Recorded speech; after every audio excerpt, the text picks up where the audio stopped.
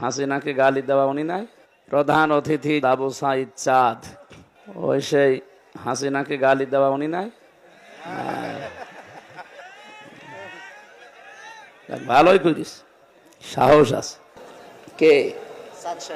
ও ওনারা দেখলেও মনে হয় সব হয়। আমার মন মতো একটা মানুষ। আমি ওই সময় জেলে ছিলাম, উনি যখন ওই কাজটা করেছিল। বুকের পাঠা আছে। রাজশাহীর কৃতি সন্তান।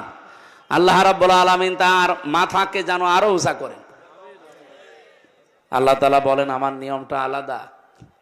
আমার বান্দা বান্দিরা ভুল করে, অপরাধ করে, যদি একবার তাওবা করে জীবনের মতো ফিরে আসতে পারে, ওর অপরাধীর খাতায় আমি আর নামটা রাখি না, পুরাটা ডিলিট করে দিয়ে যত অপরাধ ছিল ওই জায়গাটা নেকি দিয়ে পাল্টিয়ে দেই।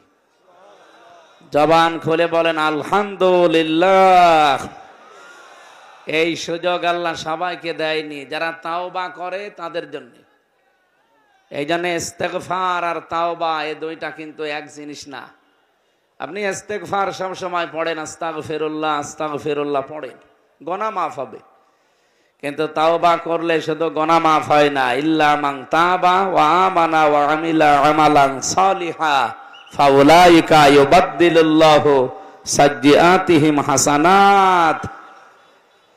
সূরা তাওবার এটা ৭০ নম্বর আয়াতে আছে। আল্লাহ তাআলা বলেন যে মানুষগুলো তাওবা করে ভালো হওয়ার নিয়ত করে যে আমি ভালো হয়ে যাব, এই নিয়ত আমাদের এই রমজানে নেই।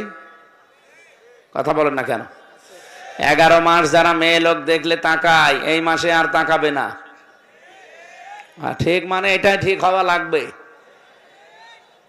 বহু মানুষ এই মেসেজ দেয় এখানে, বলো হুজুর প্রথম প্রথম বিয়ের পরে 1-1.5 বছর 2 বছর ভালো লাগতো, এখনো ছাতা আর ভালো লাগে না। এক জিনিস আর কতদিন? আরে শয়তান, এক জিনিস আর কতদিন মানে?